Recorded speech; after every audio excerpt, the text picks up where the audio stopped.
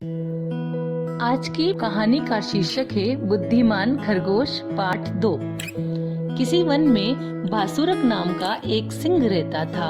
वह प्रतिदिन अनेक वन्य जीवों को मारा करता था। वन के सभी जीव जंतु उससे परेशान थे।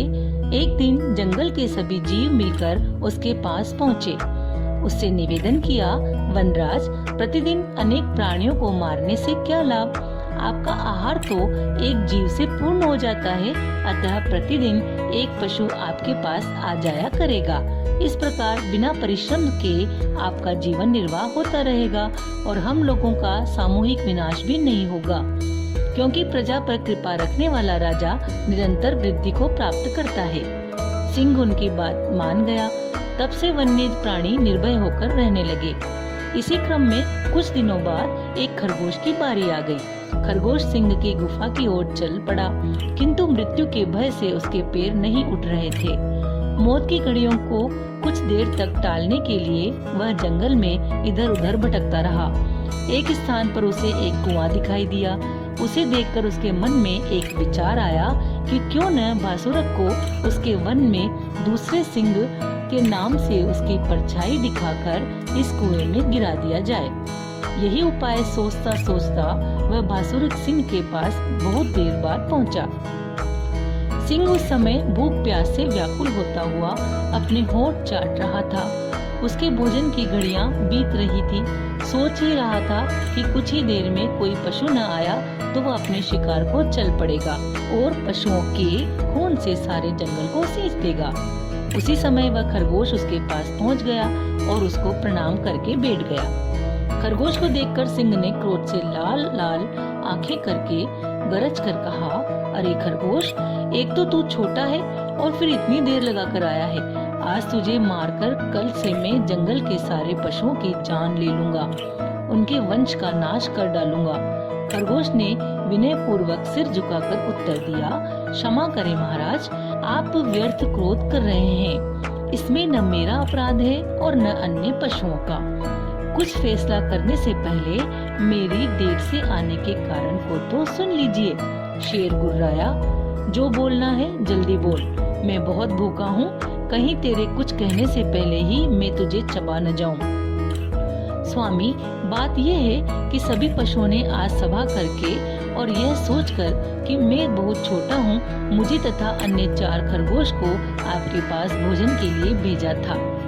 हम 5 आपके पास आ रहे थे कि मार्ग में दूसरा सिंह अपनी गुफा से निकल कर आया और बोला, अरे किधर जा रहे हो तुम सब? अपने देवता को याद कर लो, मैं तुम्हें खाने आया हूँ। मैंने उससे कहा, हम सब अपने स्वामी भासुरक सिंह के पास आहार के लिए जा रहे हैं। तब वह बोला, भासुरक कौन है? क्या उसे याद नहीं? यह जंगल तो मेरा है, मैं ही तुम्हारा राजा हूँ। तुम्हें जो बात कहनी हो मुझसे कहो। भासुरक चोर है, तुम में से 4 खरगोश यहीं रह जाएं, एक खरगोश भासुरक के पास जाकर उसे बुला लाए, मैं स्वयं निपट लूंगा। हम में से जो बलशाली होगा वही इस जंगल का राजा होगा। मैं तो किसी तरह से उससे जान छुड़ाकर आपके पास आया हूँ महाराज, इसलिए मुझे देरी हो गई। आगे स्वामी जी की जो इच्छा हो वह करें। ये सुनकर भासुरक बोला, ऐसा ही है तो जल्दी से मुझे उस दूसरे सिंह के पास ले चलो। आज मैं उसका रक्त पीकर ही अपनी भूख मिटाऊंगा। इस वन में मेरे अतिरिक्त अन्य किसी सिंह का हस्तक्षेप मुझे मंजूर नहीं। खरगोश ने कहा, हे स्वामी, ये तो सत्य है कि अपने स्वाभिमान के लिए युद्ध करना आप जैसे शूरवीरों का धर्म है, किंतु दूसरा सिंह अपने दुर्ग में बैठा है। दुर्ग से बाहर आकर उसने हमारा रास्ता रोका था। दुर्ग में रहने वाले शत्रु पर विजय पाना कठिन है। दुर्ग में बैठा हुआ शत्रु 100 शत्रुओं के बराबर माना जाता है। दुर्गहीन राजा दंतहीन सांप और मदहीन हाथी की तरह कमजोर हो जाता है। उसके प्रत्युत्तर में भासुरक बोला, तेरी बात ठीक है, किंतु मैं उस दुर्ग में बैठे सिंह को भी मार डालूंगा। शत्रु को जितनी जल्दी हो सके नष्ट कर देना चाहिए। मुझे अपने बल पर पूरा भरोसा है। शीघ्र ही उसका नाश न किया तो बाद में वह असाध्य रोग की तरह ताकतवर हो जाएगा। खरगोश ने कहा, ठीक है, यदि स्वामी का यही निर्णय है तो आप मेरे साथ चलिए।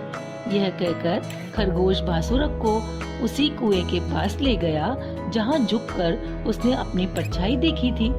वहां पहुंचकर वह बोला, स्वामी, मैंने जो कहा था वही हुआ। आपको आता देखकर वह अपने दुर्ग में छिप गया। आइए मैं आपको उसकी सूरत दिखा दूं।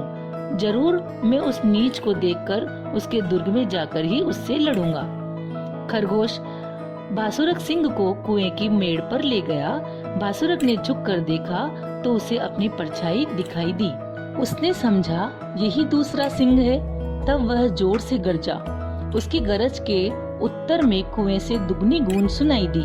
उस गूंज को दूसरे सिंह की गरज समझकर भासुरक उसी क्षण कुएं में कूद पड़ा और वहीं जल में डूबकर मर गया।